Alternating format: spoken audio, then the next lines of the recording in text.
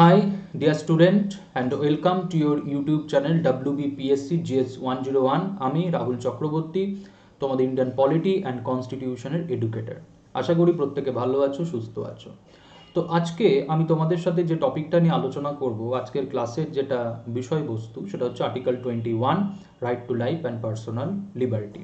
মৌলিক অধিকারের মধ্যে একটা গুরুত্বপূর্ণ অধিকার আর্টিকেল 21, যেখানে আমাদেরকে অধিকার দেওয়া হচ্ছে right to life and personal liberty, জীবন এবং ব্যক্তিত্বের স্বাধীনতা। কিন্তু এই অধিকারটা নিয়ে সুপ্রিম কোর্টের বিভিন্ন জাজমেন্ট রয়েছে, কিছু গুরুত্বপূর্ণ জাজমেন্ট রয়েছে। সুপ্রিম কোর্ট বিভিন্ন সময় এই অধিকারটাকে আর্টিকেল 21কে কী করেছে, ইন্টারপ্রেট করেছে। তো সেইগুলোও আজকে আমরা ক্লাসে আলোচনা করব এবং খুব ভালোভাবে বোঝার চেষ্টা করব যে আর্টিকেল 21, এই যে অধিকারটা right to life and personal liberty, এটা আমাদেরকে কিভাবে দেওয়া হয়েছে, এই অধিকারের অর্থটা কী। ক্লাস শুরু করার আগে তোমাদের সাথে কিছু আলোচনা বা কিছু তথ্য আমি দিতে চাই। তো তার মধ্যে একটা গুরুত্বপূর্ণ তথ্য হচ্ছে যে WBCS এক্সাম, তোমরা প্রত্যেকে জানো 2021 WBCS এক্সামের নোটিফিকেশনস বেরিয়ে গেছে, ফর্ম ফিল আপ চলছে। তো এই WBCS এক্সামের ওপর বেশ কিছু গুরুত্বপূর্ণ কোর্স আনএকাডেমি থেকে লঞ্চ করা হয়েছে। তো এর মধ্যে একটা গুরুত্বপূর্ণ কোর্স যেটা দেখতে পাচ্ছ, foundation course on polity WBCS 2022, যে কোর্সে আমি ইন্ডিয়ান পলিটি এবং কনস্টিটিউশনের ক্লাস নিচ্ছি এবং এই কোর্সে আমি ইন্ডিয়ান পলিটির ডিটেলস আমি এখানে আলোচনা করছি, একদম বেসিক টু অ্যাডভান্স এবং সিলেবাস ফলো করে। ঠিক এরকমই আরও একটি গুরুত্বপূর্ণ কোর্স যেটা লঞ্চ হয়েছে, স্টার্ট হয়েছে 28 ডিসেম্বর থেকে, ট্রায়াম্প 2, যেটা হচ্ছে WBCS 2021 প্রিলিমসের উপর 100 ডেজের একটা স্পেশাল কোর্স। 100 ডেজের একটা স্পেশাল কোর্স যেখানে আনএকাডেমির টপ এবং এক্সপিরিয়েন্সড এডুকেটররা তোমাদের গাইড করবে, তোমাদেরকে পড়াবে যে কিভাবে তোমরা 2021 WBCS এর জন্য তোমাদেরকে তৈরি হতে হবে, কোন জায়গাগুলো থেকে তোমাদেরকে নিজেদেরকে সরিয়ে রাখতে হবে ভালো এক্সাম দেওয়ার জন্য, যে কমন ভুলগুলো আমরা করে থাকি, কমন এরর, সেগুলো আমরা কিভাবে কম করব। তো সেই সমস্ত বিষয় তোমাদেরকে এখানে গাইড করা হবে এই কোর্সে ট্রায়াম্প 2, যেটা স্টার্ট হয়েছে 28 ডিসেম্বর থেকে। ঠিক আছে, এরকমই আরেকটি কোর্স 2021 WBCS এর ওপর একটা 90 ডেজের স্পেশাল কোর্স, যে কোর্সে আনএকাডেমির এডুকেটররা NCERTর সিলেবাসের ওপর কি করবে, তোমাদেরকে আলোচনা করবে। তোমরা প্রত্যেকেই জানি আমাদের কম্পিটিটিভ প্রিপারেশনের ক্ষেত্রে NCERT একটা গুরুত্বপূর্ণ রিসোর্স। আমরা প্রত্যেকেই NCERT ফলো করি বা ফলো করার চেষ্টা করি। তো সেই সমস্যা সমাধানের উপায় হিসাবে আনএকাডেমি থেকে এই কোর্সটা লঞ্চ করা হয়েছে, 90 ডেজের একটা কোর্স, যেখানে আনএকাডেমির এডুকেটররা NCERTর ওপর কি করবে, তোমাদেরকে পড়াবেন, NCERT সিলেবাসকে ফোকাস করে। ওকে, ঠিক এরকমই আরও একটি কোর্স, সেটা হচ্ছে 250 ডেজের ফাউন্ডেশন কোর্স। 250 ডেজের ফাউন্ডেশন কোর্স ফর WBCS 2022 প্রিলিমস, যেটা স্টার্ট হয়েছে 28 ডিসেম্বর থেকে। এই কোর্সেও আনএকাডেমির টপ এডুকেটর, এক্সপিরিয়েন্সড এডুকেটর তোমাদেরকে বেসিক টু অ্যাডভান্স প্রত্যেকটা সাবজেক্ট তোমাদেরকে পড়াবেন এবং গাইড করবেন 2022 WBCS প্রিলিমসের জন্য।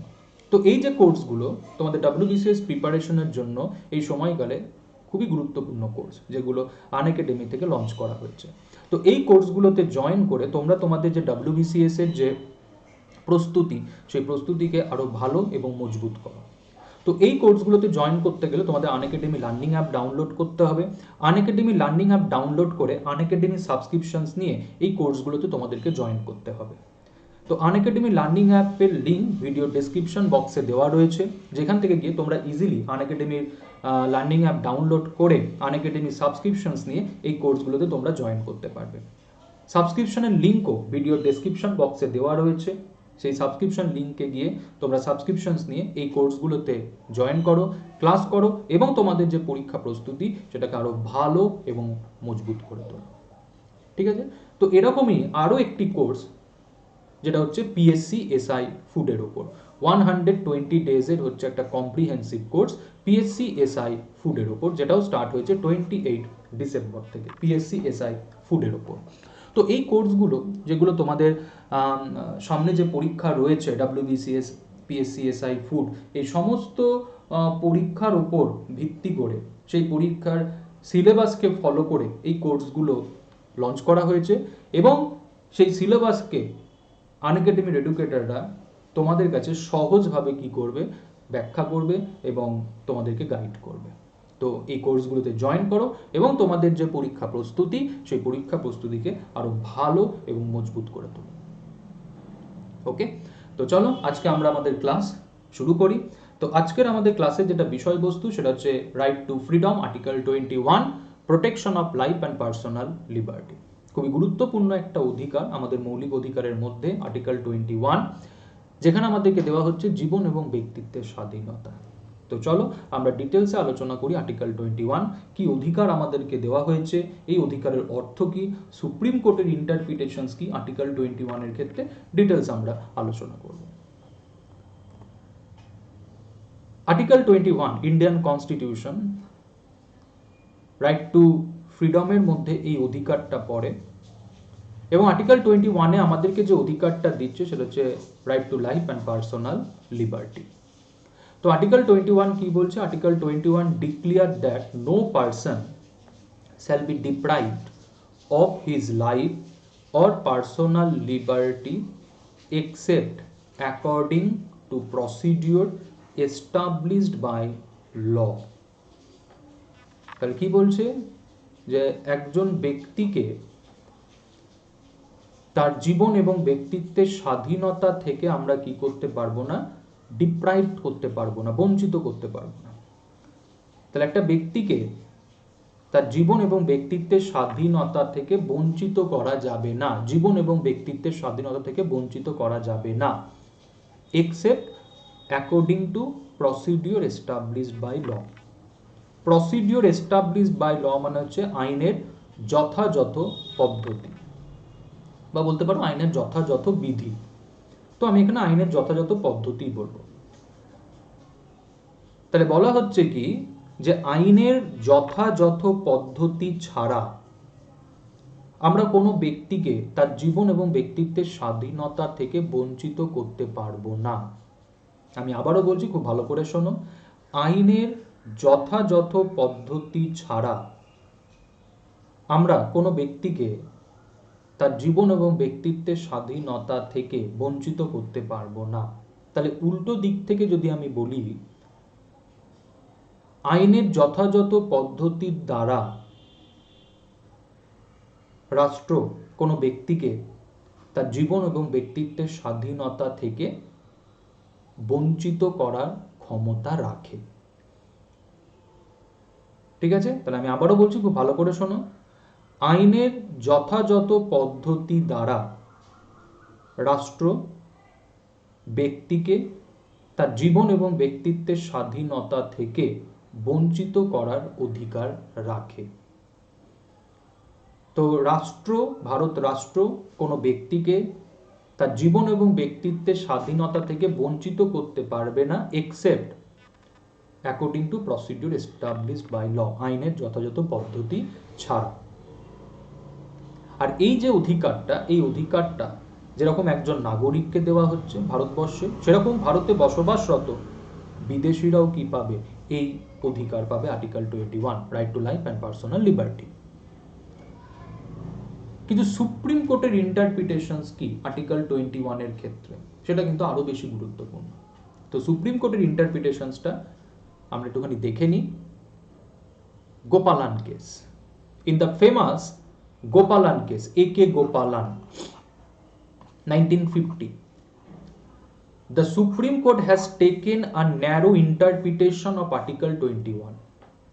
1950 A.K. Gopalan case, Supreme Court Article 21 এর কি করছে? Narrow interpretations. তো সেখানে ন্যারো ইন্টারপ্রিটেশনসটা কি? ইট হেল্ড দ্যাট, কি বলছে supreme court? Protection under article 21 is available. Protection under Article 21 is available only against arbitrary executive action, not from arbitrary legislative action. তো supreme court বলছে যে আর্টিকেল 21 আমাদেরকে প্রোটেকশন দিচ্ছে আরবিটারি এক্সিকিউটিভ অ্যাকশন থেকে, but not arbitrary legislative action. তাহলে article 21 আমাদেরকে protections দিচ্ছে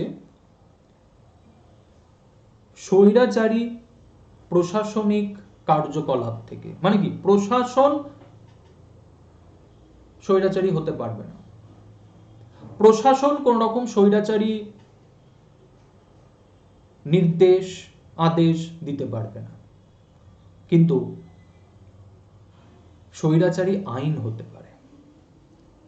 তাহলে আমাদেরকে আরবিটারি লেজিসলেটিভ অ্যাকশনস থেকে আমাদেরকে প্রোটেকশনস দেওয়া হচ্ছে না। স্বৈরাচারী আইন মানে কি, যে দেখা যাচ্ছে এমন একটা আইন, যে আইনে দেখা যাচ্ছে যে ভারতবর্ষের নাগরিকদেরকে একটা গুরুত্বপূর্ণ অধিকার থেকে কি করা হচ্ছে বলো, বঞ্চিত করা হচ্ছে। এবার তোমরা বলতে পারো স্যার এটা হতে পারে, স্বৈরাচারী আইন হতে পারে? আমরা তো জানি যে ভারতবর্ষ ডেমোক্রেটিক কান্ট্রি, তো এখানে তো স্বৈরাচারী আইনও হতে পারে না। কিন্তু আর্টিকেল 21 কি বলছে দেখো, আর্টিকেল 21 বলছে no person shall be deprived of his life or personal liberty except according to procedure established by law. আইনের যথাযথ পদ্ধতি ছাড়া ভারত রাষ্ট্র কোনো ব্যক্তিকে তার জীবন এবং ব্যক্তিত্বের স্বাধীনতা থেকে বঞ্চিত করতে পারবে না। তার মানে উল্টো দিক থেকে আমি আবারও বলছি, অর্থটা এটাই দাঁড়ায় যে ভারত রাষ্ট্র আইনের যথাযথ পদ্ধতি দ্বারা, আইনের যথাযথ পদ্ধতি দ্বারা একজন ব্যক্তিকে তার জীবন এবং ব্যক্তিত্বের স্বাধীনতা থেকে বঞ্চিত করলেও করতে পারে, সেই ক্ষমতা আছে। তাহলে একটা আইন, যে আইনটা দেখা যাচ্ছে একটা মানুষকে তার জীবন এবং ব্যক্তিত্বের স্বাধীনতা থেকে কি করছে বলো, বঞ্চিত করছে, তাহলে সেই আইনটাকে তো আমরা স্বৈরাচারী আইন বলবো। যে আইনে একটা মানুষকে কি করা হচ্ছে বলো, একটা অধিকার থেকে, একটা স্বাধীনতা থেকে তাকে বঞ্চিত করা হচ্ছে। তাহলে সুপ্রিম কোর্ট বলছে যে আর্টিকেল 21 আমাদেরকে প্রোটেকশন দিচ্ছে কি, স্বৈরাচারী প্রশাসনিক আদেশ নির্দেশ থেকে, কিন্তু স্বৈরাচারী আইন থেকে আমাদেরকে কি করছে না বলো, প্রোটেকশন দিচ্ছে না। তাহলে আর্টিকেল 21 এর যে প্রোটেকশনসটা, সেই প্রোটেকশনসটা আমরা পাবো হচ্ছে আরবিটারি এক্সিকিউটিভ অ্যাকশনস থেকে, আরবিটারি লেজিসলেটিভ অ্যাকশন থেকে আমরা পাবো না। ওকে, তো এটাই দেখো বলছে this means that the state can deprive the right to life and personal liberty of a person based on a law. তাহলে এই যে বলছে যে স্বৈরাচারী আইন থেকে আমাদেরকে প্রোটেকশন দেওয়া হচ্ছে না, তাহলে এর অর্থ হচ্ছে এটাই যে একজন মানুষকে আমরা কি করতে পারবো, জীবন এবং ব্যক্তিত্বের স্বাধীনতা থেকে আমরা বঞ্চিত করতে পারবো আইনের দ্বারা, বেসড অন ল। আইনের দ্বারা আমরা একটা মানুষকে তার জীবন এবং ব্যক্তিত্বের স্বাধীনতা থেকে বঞ্চিত করতে পারবো। State can deprive the right to life and personal liberty of a person based on a law. Bharat রাষ্ট্র আইন করে একজন মানুষকে তার জীবন এবং ব্যক্তিত্বের স্বাধীনতা থেকে কি করতে পারবে, বঞ্চিত করতে পারবে। কারণ আর্টিকেল 21 এটাই বলছে যে no person shall be deprived of his life and personal liberty except according to procedure established by law. তাহলে সুপ্রিম কোর্ট একে গোপালান কেসে এটাই বলছে যে আর্টিকেল 21 আমাদেরকে প্রোটেকশনসটা দিচ্ছে আরবিটারি এক্সিকিউটিভ অ্যাকশনস থেকে, আরবিটারি লেজিসলেটিভ অ্যাকশনস থেকে আমাদেরকে প্রোটেকশনস দিচ্ছে না। তার মানে সরকার আইন করে, আইনের দ্বারা একজন মানুষকে তার জীবন এবং ব্যক্তিত্বের স্বাধীনতা থেকে বঞ্চিত করতেই পারে।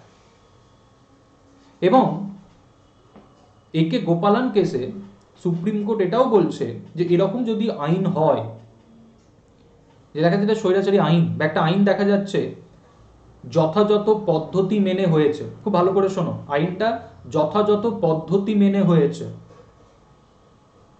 প্রসিডিওর এস্টাবলিশড বাই ল, এই প্রিন্সিপাল মেনে দেখা যাচ্ছে একটা আইন হয়েছে, কিন্তু যে আইনটা হয়েছে দেখা যাচ্ছে সেই আইনটা রিজনেবল নয়, যুক্তিযুক্ত নয়, সে আইনটা ফেয়ার নয়, সে আইনটা জাস্ট নয়, আনজাস্ট মানে ন্যায়সঙ্গত নয়, তো আমরা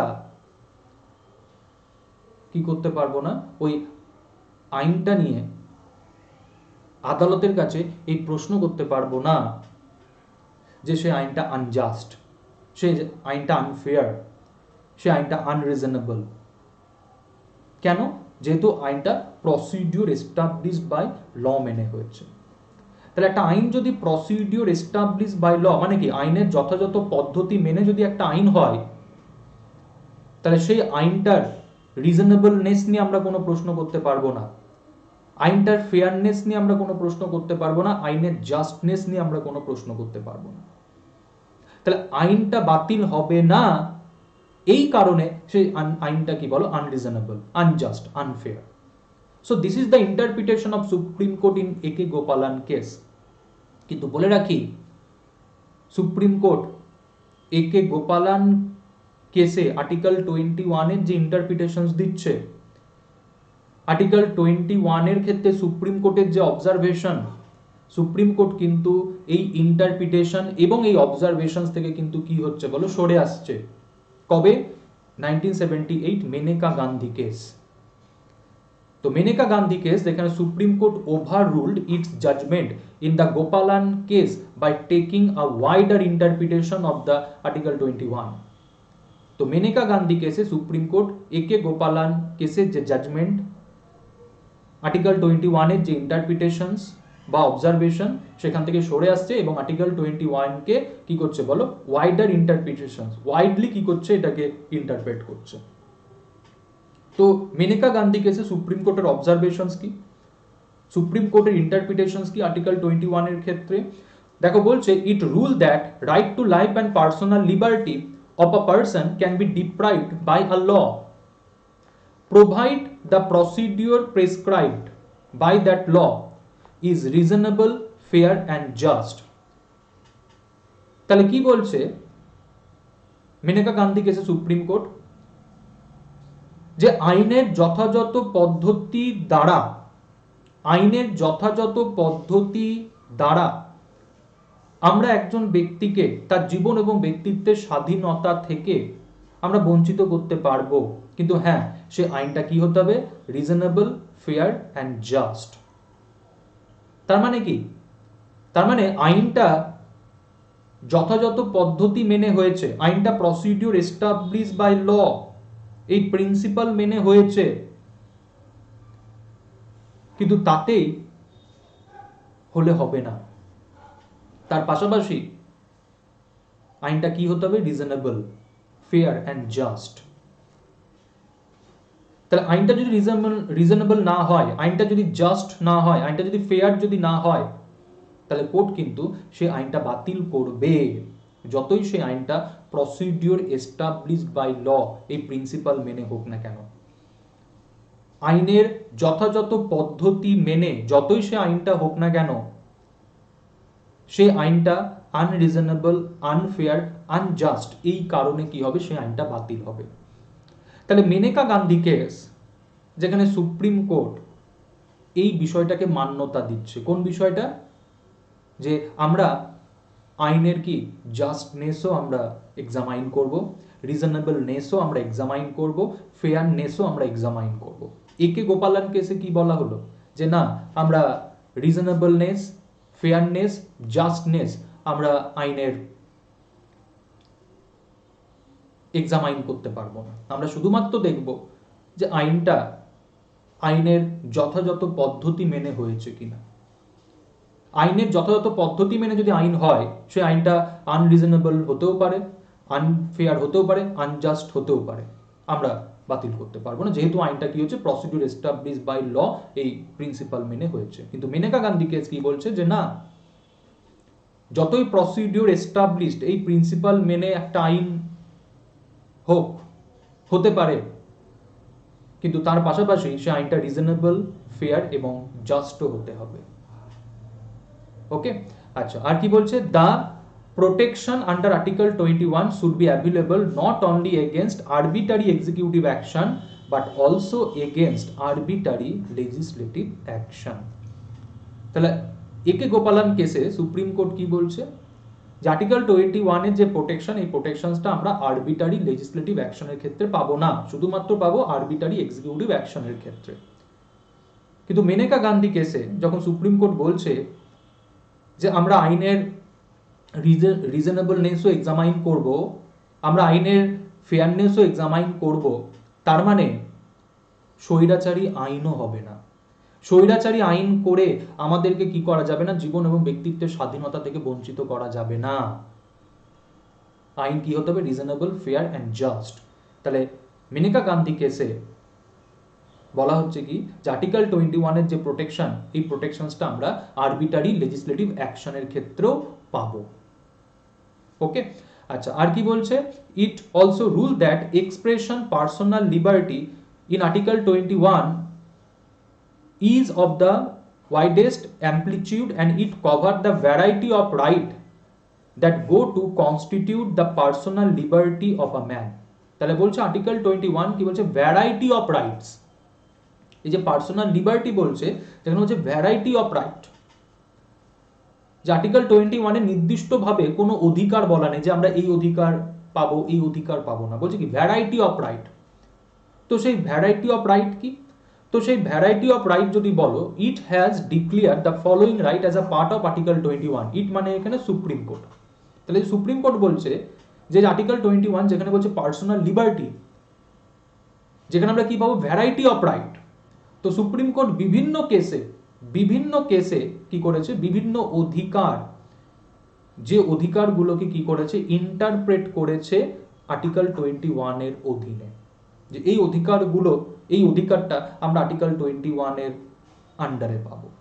তো কোন অধিকারগুলো দেখো, 1-2 করে, right to life with human dignity, right to decent environment including pollution free water and air and protection against hazardous industry, right to livelihood, right to privacy, right to shelter, health, free legal aid, speedy trial. এই যে অধিকারগুলো, এই অধিকারগুলো আমরা পাবো under article 21। Variety of right, আর এই অধিকারগুলো সুপ্রিম কোর্ট বিভিন্ন কেসে কি করেছে বলো, ইন্টারপ্রেট করেছে।